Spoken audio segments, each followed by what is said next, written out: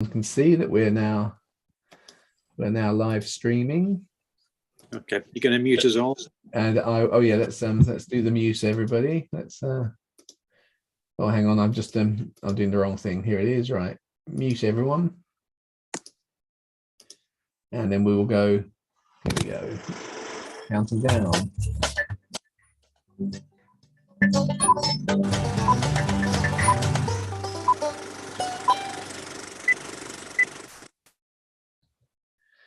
Good. So hopefully that now you can all see me.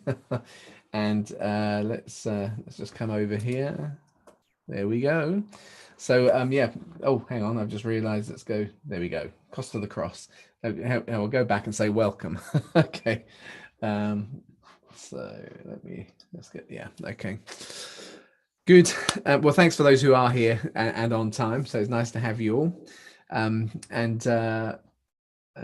Where are we? I am currently, always takes me a second to kind of get all my various bits in line. So yeah, according today, we were working through Matthew. We're looking at chapter 10, verse 24 to 39. So we've got 15 verses, but my hope is we're going to get the 15 verses into about the same length of time as we've sometimes done 5. I've called it the cost of the cross. Similar to as we were looking at last week, but perhaps a little bit more intensely. The verses we're going to look at today are they often feel awkward to read because they are given into a context which we're not all going to be living in all of the time, and as such they often have quite a kind of harsh feel to them. The flip side is that given that there has been a very long-term regular experience of persecution and betrayal for those who try to live out their Christian faith honestly, that if the verses were missing from Jesus's teaching, then actually somehow he would have been, well, not somehow, he would have been diminished in terms of his message. But but there's a kind of such a strong flavor to them, if you like. They have that sort of emotional reaction in us that if we've had a very easy Christian life, they can somehow feel a little bit harsh or a bit kind of abrasive. And it's always important to remember that the message is the complete message. You have to weigh everything in kind of context. They're the sorts of things that often people try and isolate out and either criticize or take a very harsh approach to their kind of faith. Now, if that doesn't yet make sense, it will do as we're kind of going through the verses. If we start to read through, we're in the missions sermon. Jesus has given an immediate local context. Last week we saw how he kind of lifts the eyes of his disciples to think further, taking the message out into the Gentile world, which they're not doing in the immediate future, but they are going to do eventually. And so these verses are about kind of persecution in that context, and being worthy of Jesus in that context fit into the wider universal mission of the church. So it starts very simply with the statement that, a disciple is not above the teacher, nor a servant above his master. But it's enough for the disciple to be like the teacher and a servant like his master. And then it kind of finishes off now. But if the head of the house has been called Beelzebul, how much more those of his household?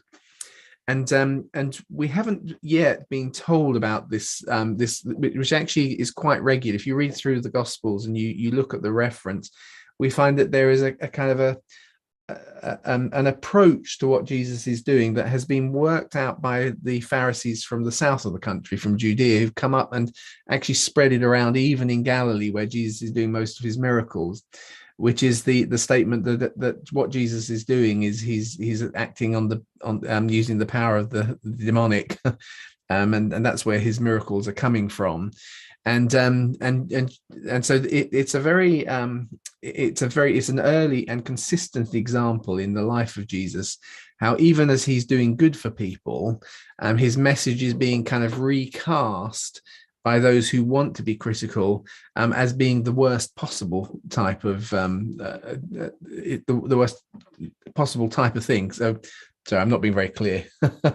Something good has happened to you, but the trouble is its source was demonic. So in fact, it would be better if you'd never got healed. That kind of that sort of approach, and that kind of reversal or framing of the Christian narrative as something incredibly negative is a constant conflict that the gospel has with the world that we're born into, the world we live in.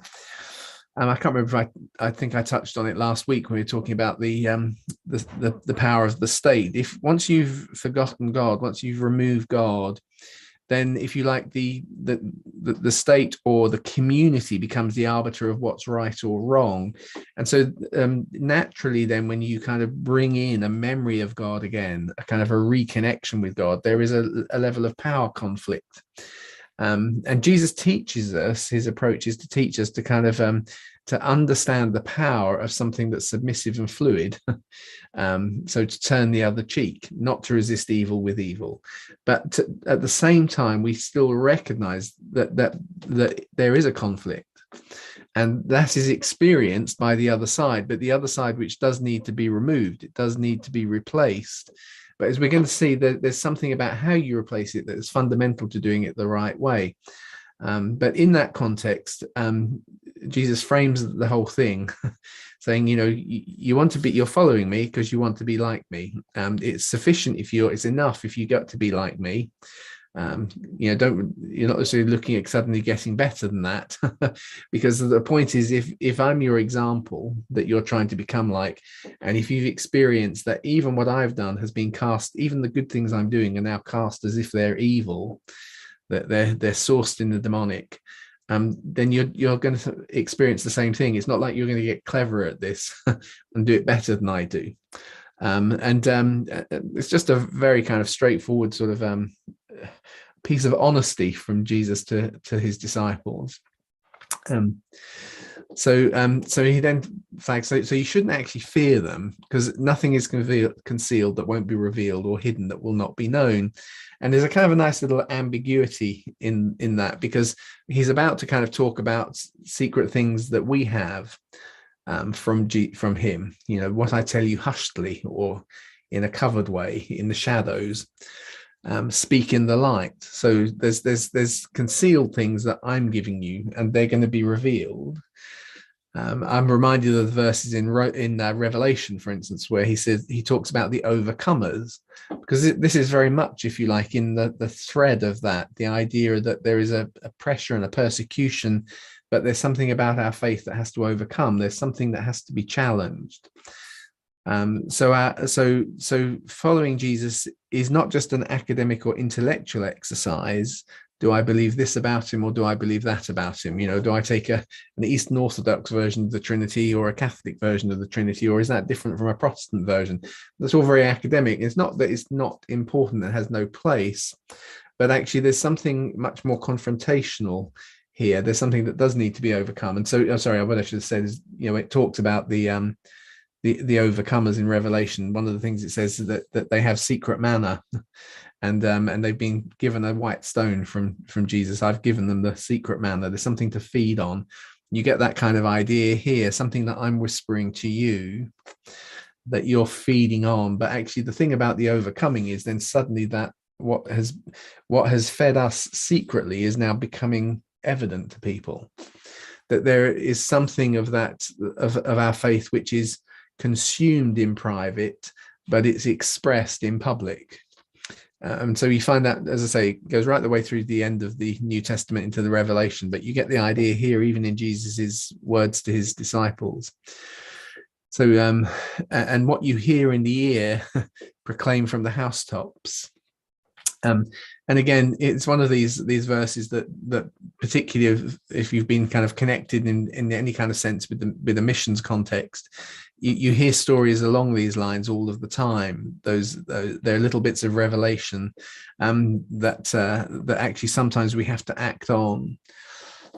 We last week we had not worrying about what I'm going to say, but I'll give it to you in the moment. But there's actually those elements of secret manner, and that gives us the strength to say something publicly. So you shouldn't be afraid of those who kill the body, but they're not able to kill the soul. Rather fear him who's able to destroy both the body, the soul, and the body in Gehenna. I'm never totally sure on how I read this, but actually sometimes that's not a bad thing, having the ambiguity. I know that freaks some people out to say it that way. If it's the word of God, God needed to say it 100% clearly, but I'm never quite so sure of that. I think there's kind of wisdom in human levels of communication when sometimes we deliberately give something that's a little bit ambiguous because it has an impact in us and we look at it from different angles. But so I think that there is a sense in which he's saying fear God. In other words, Jesus is saying fear the Father, even though the Father actually is very intimate with us, but actually he doesn't have to be. But actually there's a kind of a sense in which it casts the Father in a slightly unpleasant or whatever light, but it's not that Jesus is saying that is the absolute truth. What he is kind of saying is if you push it that way, in the end he is the bigger one. And if you're going to fear, that's the one to fear, even though his expression towards us, he'll talk about the Father and confessing before the Father, is of the image that Jesus gives us of God is one of committed intimacy, which doesn't mean to say that there's never any place for sternness, but actually there is a confidence we can have in that kind of presence. So don't be afraid of those who kill the body but aren't able to kill the soul. And as I say, these are kind of verses which sometimes will jar a bit because they feel a bit extreme, because most of us have not been in those positions where we're challenged in these sorts of ways. I have a couple of experiences from life, but on the whole, my life has been relatively easy compared with huge numbers of those who've tried to follow Jesus through the millennia. I can remember once going around when I lived for 8 months in the US. I went round to someone who I knew through the small group I was a part of, who had a history where he used to be part of the Mexican mafia. I'm laughing, it's not funny, is it? Smuggling at the time he was involved, it was mainly marijuana before it got harder. But coming up from the south, and there was an old colleague of his had turned up at his house, and the guy was clearly high, which doesn't help. And as soon as I came in, he started to get aggressive, and I started to quietly pray, and he immediately realized I was praying. And then it became one of these interesting little where he was swearing at me, telling me to stop praying, and then I kind of absolutely got panicked inside. And it was the thought of, so what do I do here? All of my heroes of the faith would definitely stand up and say, no, I'm not going to stop praying. So I did keep just quietly kind of praying, and somehow he was able to be calmed down. But that's not a usual experience where we're challenged about our faith with physical violence and other such things. But we've heard the verses, and when it comes to it, there was something of these verses which I remember drawing on. Don't be afraid of those who can smack you in the face right now, or probably.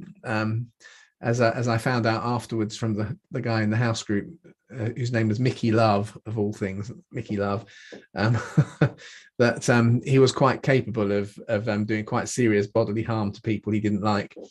But there is something where you draw on these verses, and it gives you strength. And so, as I say, these aren't necessarily verses that we go to bed dreaming of when everything's easy, but when things get tougher. We hear the encouragement, don't fear those who will kill the body, but actually rather fear him who's able to destroy both the soul and body in Gehenna. And there's something about the way Jesus frames it, because he doesn't say because it will all be all right. He actually recognizes that part of the mission that those who follow him are going to find themselves on in terms of transformation of the world actually is going to be quite painful from time to time.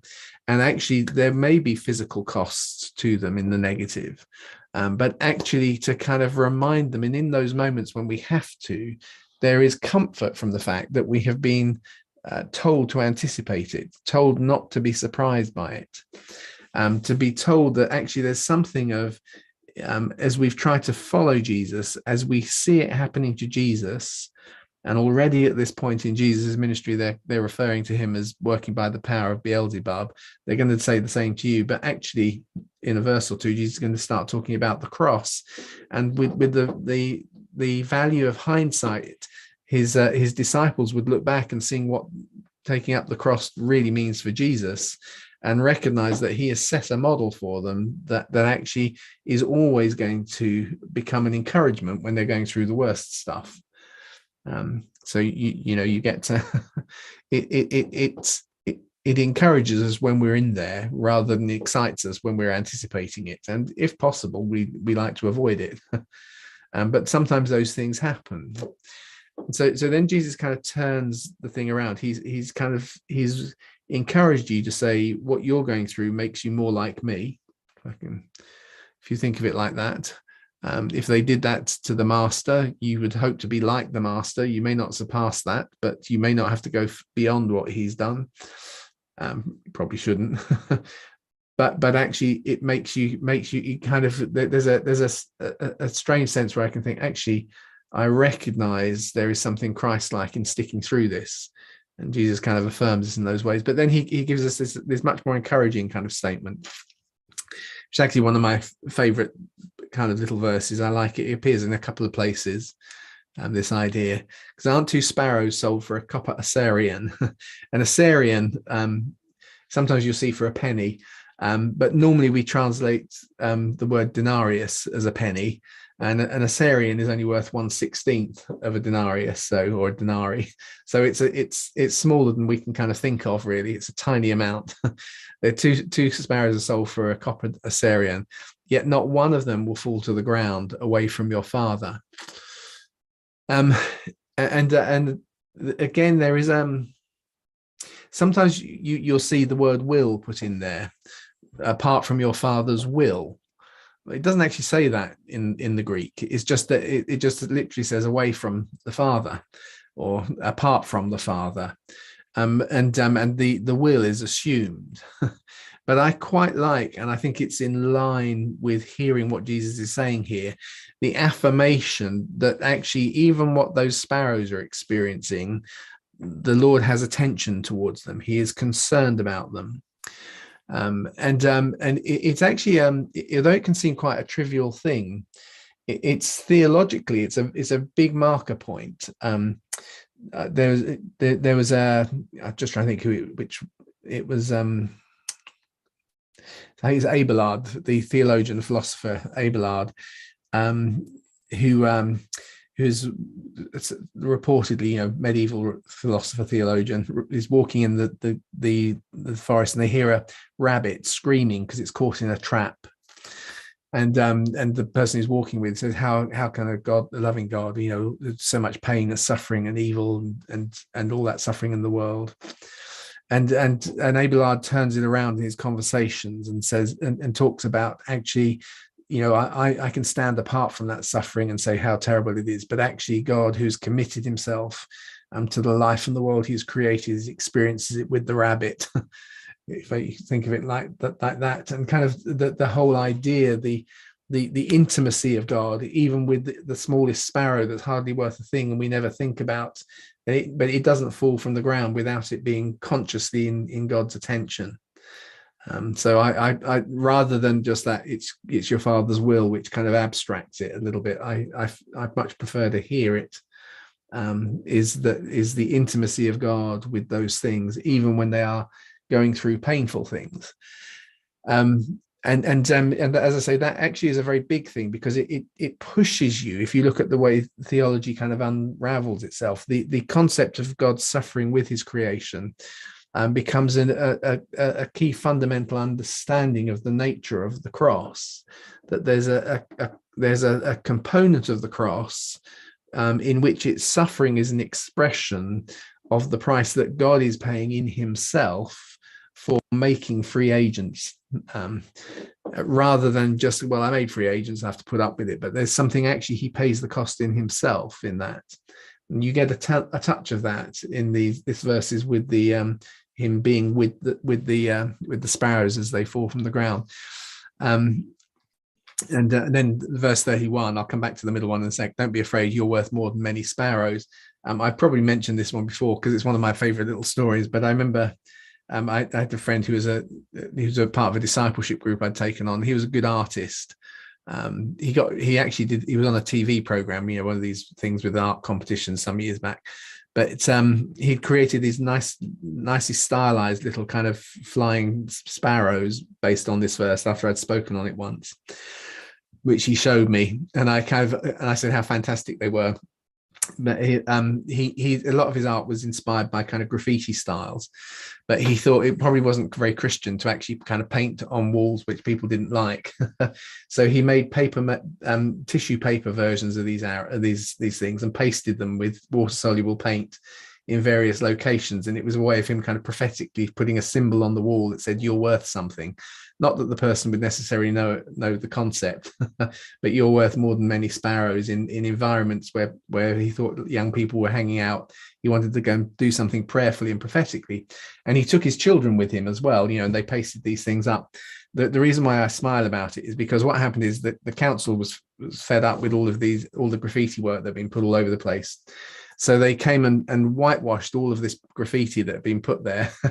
Of course, they whitewashed over his tissue paper sparrows. And then when the rain came, it washed the tissue paper away, and left imprints of these sparrows flying all over the wall. But they were the only thing left now of the graffiti. The average kid who was there to spray can on the wall may not have realized, but it was his little prayerful expression for them that they discovered that their lives were worth more than many sparrows, which got not really Bible teaching. It's just an anecdote, but can't help sharing that one. Occasionally I actually see one in an underpass. I haven't seen it for a number of years now, but I remember seeing it as I drove up towards the M40. You'd see one in one of the underpasses there. But you go back to the middle verse, even the hairs of your head are numbered. That verse is put in the context of the intimacy that God has with his creation. So not even a sparrow falls apart from the Father. He's intimately aware of everything that goes on in life. He's not surprised or shocked by it. There's something in the cross which actually illustrates to us the suffering that is in God, and yet which he has deemed worthwhile for the benefits of the agency and sophistication and beauty of what he has created. So don't be afraid. Anyway, you're worth more than many sparrows. So actually, when life gets its worst, these are the kinds of things I find often the most comforting. I draw on them. So in fact, everyone who acknowledges me before men, I will acknowledge them before my Father in the heavens. Normally we see that as we hear the word confess. But it's really just expressing outwards, and it's expressing for. So acknowledging is an absolutely fine way of translating it, and confession makes it a very formal thing, and this is where, as I say, that we can then take the tone of these verses, which are actually, when things are really bad, be encouraged by this, and almost turn it into a sort of masochistic approach, which is I'm going to go and confess him in the hardest places just to get abused. But actually so it just seems to me using the word acknowledge rather than confess just kind of actually puts it into a much more natural flow. That there's something about, as I'm acknowledging Jesus, I'm acknowledging the Father. Actually, it's reflected by the fact that he's acknowledging me before the Father. And whoever disavows me, and that's again, it's a complex one to try and translate. It could be kind of almost say nothing, but it's probably slightly stronger than just say nothing. But whoever's not really talking about me, or whoever's speaking in a way that just kind of runs it down before people, I will disavow them before the Father. You can hear it that way. I didn't go with saying says nothing, because that I felt would have been dishonest, but it's closer to that than perhaps we realize. It's kind of if I'm willing to acknowledge, or am I just holding it back? If I'm acknowledging, do you know what? He's also acknowledging me before the Father. If I'm holding it back, he's holding it back. If I'm disavowing, actually, what's he having to explain before the Father? And so again, it puts how I am responding to the persecution.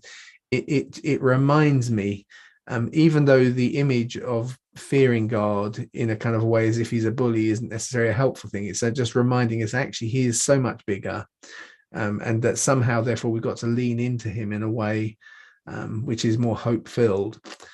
And then don't assume that I've come to throw peace onto the earth. You normally hear it just said as bring, but the word is balio or ballo, which is to throw down. And I think, therefore, it's important to get across this idea. It's kind of like force or chuck it about. Because actually there's something about, you can't bring peace by trying to force it on people, just throwing it around. It does not work that way. So don't assume I've just come to kind of, right, peace, we're going to enforce it. We're going to enforce it like every Roman Empire does. I've not come to do that. I've not come to throw peace down, but sharpness. We often see it translated as a sword. It's got the idea of conflict with a knife involved in it, which is why we do it that way. Part of trying to find the right words there will, because again, sometimes people kind of almost take it as a badge of pride to go out and be difficult and cause punch-ups. So I'm only doing God's work because Jesus said he didn't come to bring peace. What he actually said is, I'm not come to throw it down. I've not come to force it. I can't force peace on people. In fact, what I'm bringing here is something that does create the scratch. It does create the conflict. Not because that was the end goal, but because the nature of what he's bringing is going to achieve peace, not by enforcing it, but actually by working it into us. For I came to set at odds a man with his father, and a daughter with her mother, and a daughter-in-law with a mother-in-law. And again, it's not an objective for us, because remember, we put it into the bigger context. Jesus also says, blessed are the peacemakers. So we're not deliberately trying to create something that's a problem, but it is this inevitable conflict.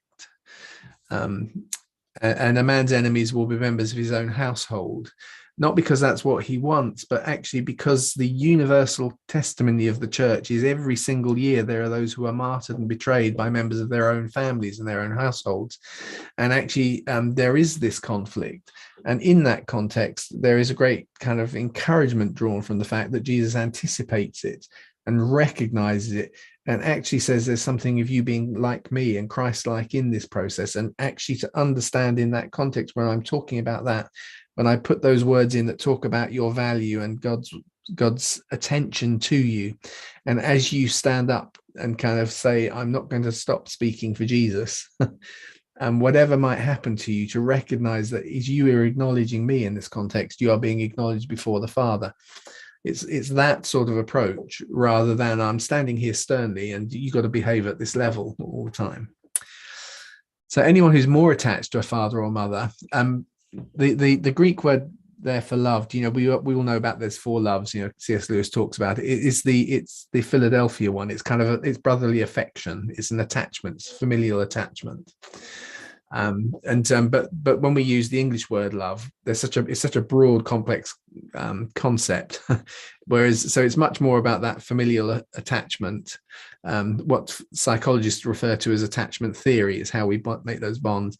If you're more attached, you feel more loyal towards father and mother and me, then you're not worthy of me. Now, even the word worthy of me here, it's kind of, I thought again about doing it slightly differently, but I thought let's keep the word in. But the word worthy doesn't quite get it, because it's kind of like it's you're not matching up to me is the kind of the concept there. In other words, if you're more attached to your father and mother, then you're not living up to the standard I've shown you, and that standard which I've shown you is what you're aspiring to. Because actually you don't surpass, but you hope to be like your teacher, like your master. The servant hopes to be at that level. So it's not that you're actively unloving towards father and mother, but actually I'm less attached to them than I am to my attachment to what Jesus has done for me. Anyone more attached to a son or daughter of me is not worthy of me. And then it's all summed up, which I find that this verse is is a really, really important one, because he who does not take up his cross and follow after me is not worthy of me. He doesn't match up to me.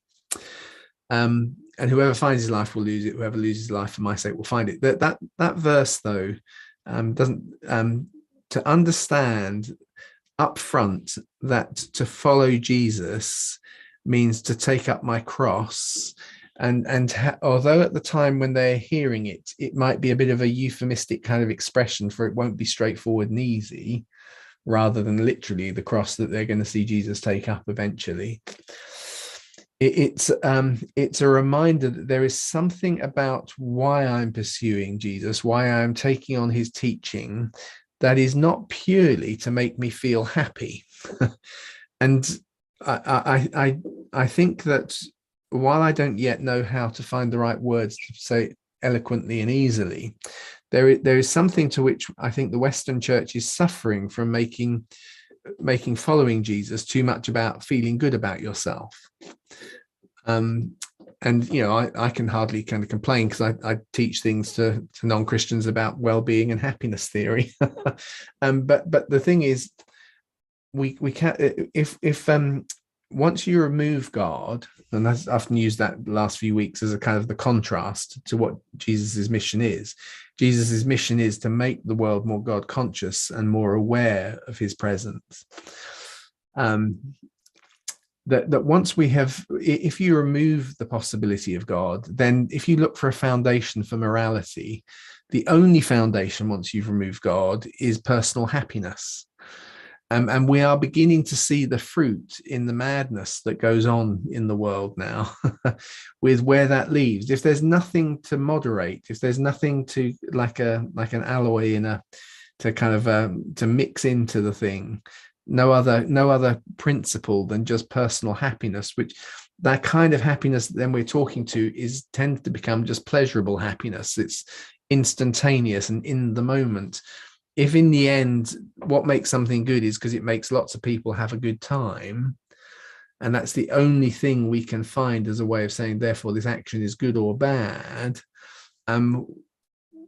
we end up with all sorts of strange situations. I don't want to kind of be too political at the moment, but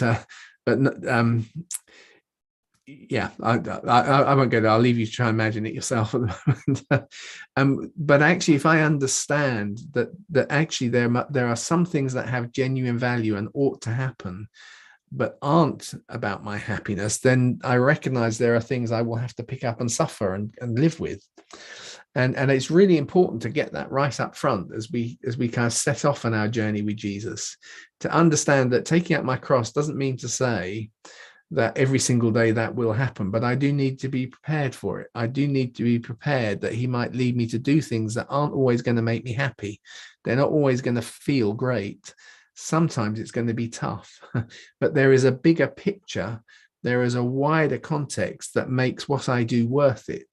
So I may not lead a pleasurable life, but I will lead a meaningful life. And one of the things I often try and get across to the students and so on that I'm dealing with is that the best thinking on the psychology of meaning is you can't have meaning without there being some level of denial in it. That's not purely in a Christian sense, that's just in any sense. If you want to have meaning, there's always an element of denial, and Jesus puts it right up front with his ultimate sacrifice, that something about following him and the model he sets out actually means it's important for me to confront the fact that he might lead me into places that I wouldn't find easy, I won't find pleasurable. It's better that I know it now. But then he kind of finishes with this nice kind of phrase, or this nice idea. And yet so true. Whoever finds his life loses it, and whoever loses his life for my sake will find it. And again, it's often one of the things I talk about with the students I have, and they all get it when you point it out to them. If very often in life, things you pursue aren't what you get, even when you find them. Those who pursue happiness tend to have lives full of pleasurable experiences, but are desperately unhappy. It's just one of those things. It's what sells Hello magazine. So you can look at the celebrities who are having incredible pleasurable experiences with kind of as much sex and drugs and rock and roll as they can dream of, which, at a very human level are pleasurable, but they don't make them happy. It doesn't make the happy life. Very often those who are happier in life have gone through painful experiences and pushed on through and feel like they've achieved something. And you say, well, was that achievement pleasurable? No, it wasn't really, but I do feel good about it. That's a strange thing. And so it's a very profoundly true statement. That actually, strangely, what if you pursue it and you find it, you often find you haven't got it after all. But actually, whoever's in one sense willing to lose what they think it is they want for my sake, they actually end up finding they've got what they really want. And it's not a simple kind of little glib throwaway statement. It is profoundly true. So I think that we got, yeah, thanks for watching. I come to the end of what I wanted to share. Spent rather longer on it. I thought it's a tougher one to talk about because there's some tougher ideas in it. But what I wanted to drive across is, in one sense, if Jesus didn't speak about those things, then actually the experience of the Christian church and of missions and taking his message out into the world would be lacking that kind of sense of encouragement and value he gives to that task. So anyway, does anyone want to ask anything or clarify anything? I can't promise to do it well, but to raise any thoughts or say anything into that context. I've got a few thoughts, Kristen. I think your description there of the Jesus saying he hasn't come to bring peace, the way you describe it is just so good. You know, the way that you describe it there is, I can't force peace. And I grew up in a culture where people would look for any excuse to justify violence or being difficult or awkward. And that's built up even into church culture. Yeah, and that's what I was driving at, as I've heard these verses used quite aggressively. And I think so. And it would give license to be awkward or embarrassing or arrogant or whatever, with this promise that Jesus said, well, we're going to be like that anyway. So we may as well just behave the way we like, and especially towards being cruel or violent or asserting something. So I think was very, very well explained. And, just generally in this whole thing of having persecution, I think, during the 90s and the early 2000s, we were trying to get our head around things like homosexuality and what's a sophisticated theological response to it. Yeah. Now it just has ramped up to such a degree with all the sorts of things that we need to get to understand.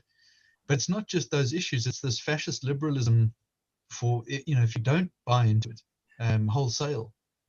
And yes, well, it's really even in the last few months, what I've seen and what I've read, it's astonishing, and you can believe that there will come some kind of persecution on a personal level for people who have objection to what you're supposed to now believe. It's absolutely, that's really what I was just kind of driving at, which is that the once you've said the only foundation for what's right or wrong is, does it make most people feel pleasure? It then becomes, therefore, the worst thing you can do is say something that makes someone feel bad about something they otherwise felt pleasurable about. So you're now in this place where, because you say that's not the way I think you should live, they go, oh, you're making me feel bad about what I like doing, and there is no other foundation for saying whether what they're doing is right or wrong. Then does it make lots of people feel pleasure? I equate the pleasure with happiness, because very often happiness stretches in two directions, but often it's used in the modern world for really just simple kind of instantaneous throughput of something. I feel good about this right now. So the worst kind of person you can be is someone who says something critical against something that makes somebody else feel good. And that seems to be very much where we're at, to the degree, without being too extreme, that it was actually fortunate it was chucked out. That was a foundation that was debated in the US Supreme Court. They recognized that it wasn't quite good enough, but the fact is people were trying to push it to get to be, that becomes the foundations, the touchstone of whether something's right or wrong. And it is in such contrast to the idea of a meaningful life. And I think that's a really important thing to hold on to. You can have just pleasure for everybody, or you can have meaning, but you can't have both. And actually, it's not pleasure for everybody, because somebody always pays the price for it. It's always the thing, isn't it? But down the line. So yeah. Thank you very much, though, Mark. That was helpful to hear the bit that useful bit. I'll add just another thing. It made me think of the story of Josiah when he became king, and things were at a really low ebb. And it says there that there were male shrine prostitutes living inside the temple, And Yeah. I've always thought of that as, is that as bad as it possibly gets? And it goes back to that thing of pleasure, I suppose. That just, things have just tumbled down so far that it reduces to the point you've got male prostitutes living inside your temple, Yeah. and him reversing all that process. And it almost seems like, did they make that up just to try and exaggerate what the situation was like? But the way things are going now, you can well believe those things actually happening in our lifetime. Yeah. No, and I don't say it with a kind of gleeful or moaning sort of whatever. I think it is actually the philosophical flip side, which is what people don't realize, is either you're finding things drawn towards something monotheistic, is at the center, is a purpose, it's a one thing, not another thing. And fortunately, it turns out that the monotheistic thing is loving. So it's something loving, but it's drawn towards a purpose. Or you go for a polytheistic, whereby the gods are whatever things in me I most like. So if I feel aggressive, I go and offer to Mars because he's about violence. If I want a bit of sex, I go and offer to Aphrodite or Diana because that's what those things are. And it just becomes that sort of, everything then dissolves into me dominate, and me valuing what I most enjoy about myself. And it inevitably kind of tends to go into those directions.